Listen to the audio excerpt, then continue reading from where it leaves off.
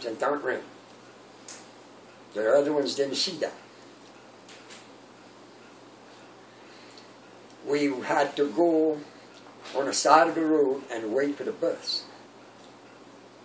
Sometimes we had to have old umbrellas to keep from getting wet. Or if you had to put yourself in a case and watch to see when the bus is coming. And it was a pair of mules on a wagon. The bus was? That was the bus, the school bus. That's the first school bus I went on to school. They had 2 mules on a wagon. And then it was a bus, it was pretty long, pretty big. They had seats on each wall, and it was a covered wagon, you know. It didn't rain in a covered wagon. And right at the back of it, you had a little step. You open that little step and you had a door and you get in the bus from the back. And then you follow in between the seats, you got an aisle, and then you sit in the seat. We're sitting down this way, like this, face to face. All of us was face to face, until the back. And can you imagine, go to school in the wintertime, cold, no heater. The only heater it was if the mule would blow a little air, that's all. And in the front, they had it was a special torque. And they had 2 holes and a little glass. And that driver looked at that little glass and then the lines for to rule the horses was in them 2 holes. When she wanted to turn, she'd pull out and turn, and the mule was straight. And we went to school in a wagon. Right now, I would believe that nobody in Welsh had rode a wagon or living there. And they got some that's, they got one old lady there by the church, and she's solid. She's 95, already made 95, or she's 96. And they got 3 or 4 more, that's that. But my place where I was living was behind other places. Like Lafayette was, they didn't have no wagon. They had some, but a long time ago, that would be in my daddy's little time. But in my time, I would imagine that I don't believe that right now in Welsh or around here, I'm the only one left that went to school in the wagon. I ain't never run into nobody yet that did it.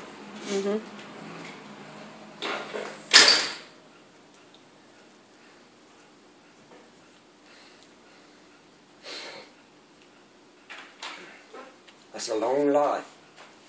Thank God. It's a long life. And I can sit down and tell my great-grandkids and I can talk 6 months and not even come close to telling that all what we did that they never did, you know, they don't, and not even study about it. Nothing. It's amazing. I have never seen yet. Now, that's the age now, you know. I have never seen, I go to Morse over there, me and Jim. I go because before you all came here, I was by myself. And I'm like that all the time. Monday, Tuesday, Wednesday, Thursday, Friday, and Friday. And then Saturday, sometimes we go, sometimes we don't. It gives me a place to go. I get to where I'm going to be wild, not seeing people. Nobody comes. And the only time that they come is on Wednesday, coffee, or Steve comes. He comes every day. But it's long. And out of my old guys over there, we a bunch. And I don't believe, I know that they didn't go in a school or wagon school, but and I did. And I go to Mark's over there. Saturday I went to Mark. And the young people, like, not even the young people, yours age, they go over there and just visit and they listen to the music and visit. There's a little lady that was standing up and she had a little baby girl in her arms. And she didn't know me. She came and then kind of almost finished about at half time.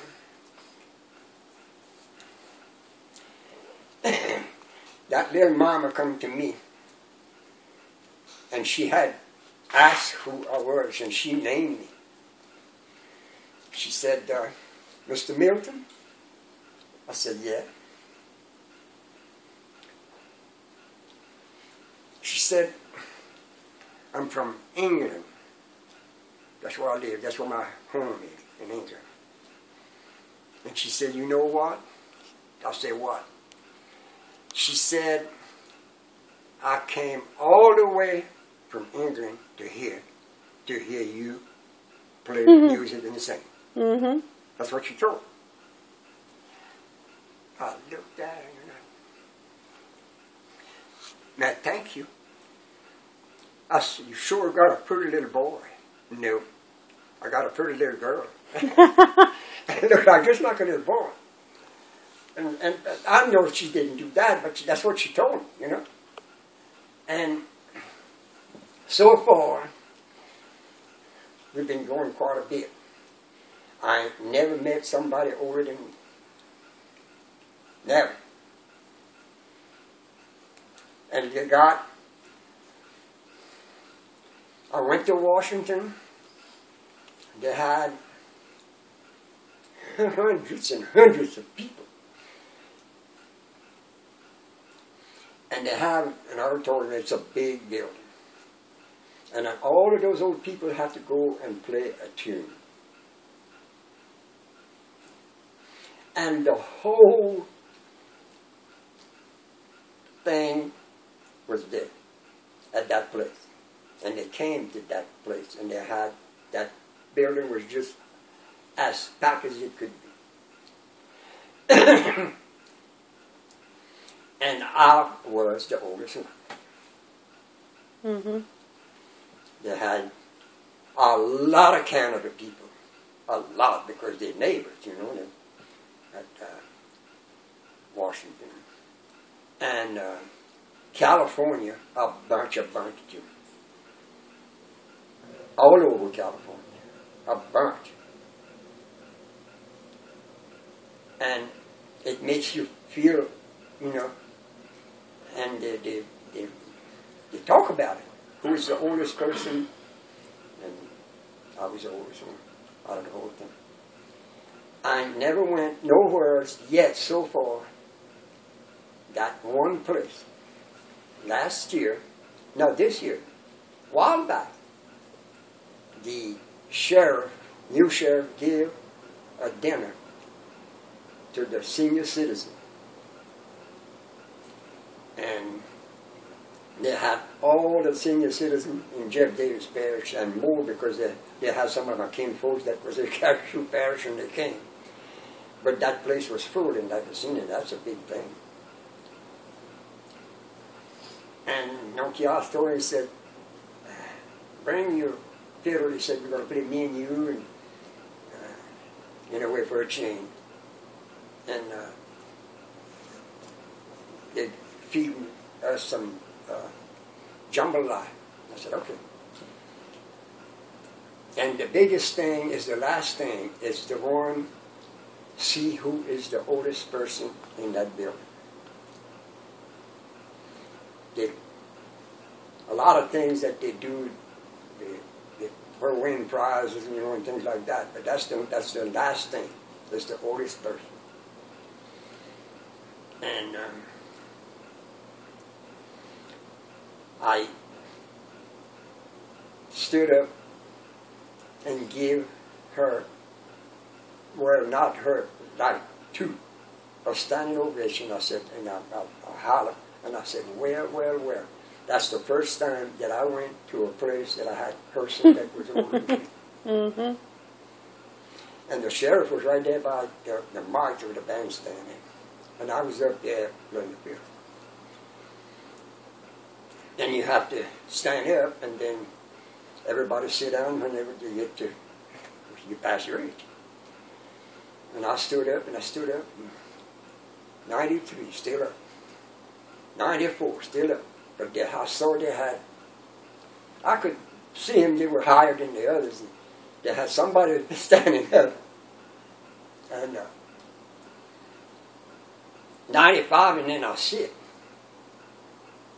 And they had two over there.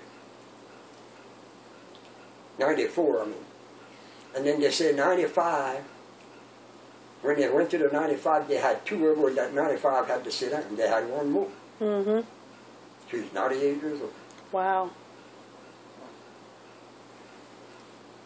And you take Nokia's, well, everybody, and like I seen Nokia's and Mac and all of the, my friend. Don't worry, you're going to win that. I said, I don't want to win. I want to have somebody older than me somewhere. And they were all standing up, looking towards me, and I was on the bandstand. They weren't looking at the crowd over. But they got food, and the sheriff was there at the bandstand. And I'm sure that they had told him, about me, right? And that old girl stood up, and I had to sit down. And they brought her in a wheelchair. Well, I didn't want to say, well, I'm not in a wheelchair. And but anyway, I was on the bandstand, and they took, whenever everything was over with, the sheriff said to them up there, and they said, no kiosk, he always said, hey, below, stand up, stay stood up, stand up, don't sit down, you're going to get it, below. They called me below. When that old gal beat me, that sheriff would have had something to say to kind of make it, the whole crowd was on me. And I sat down, and the sheriff come up there, and he took the mic, and he said, well, he said, Below got beat. But he said, them old fiddle string didn't beat it.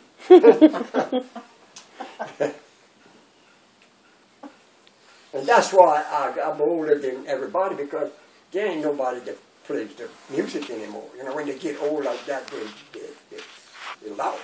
They lose their... Mr. Phil Menard is the second one in music. I'm the oldest, and he can't play. He can't play no more. Hardly at all.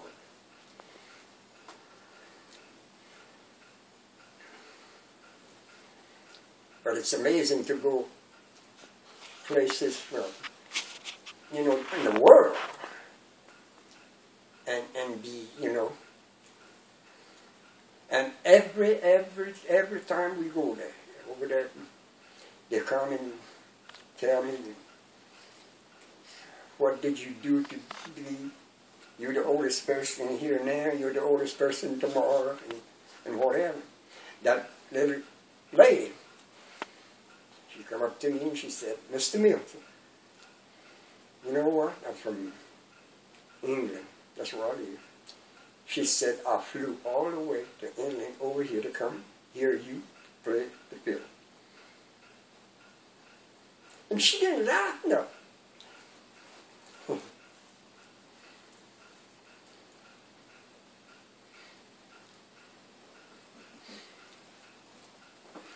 Yeah. You drank some coffee? No, I don't know. Do you want some more? Yeah, a little bit.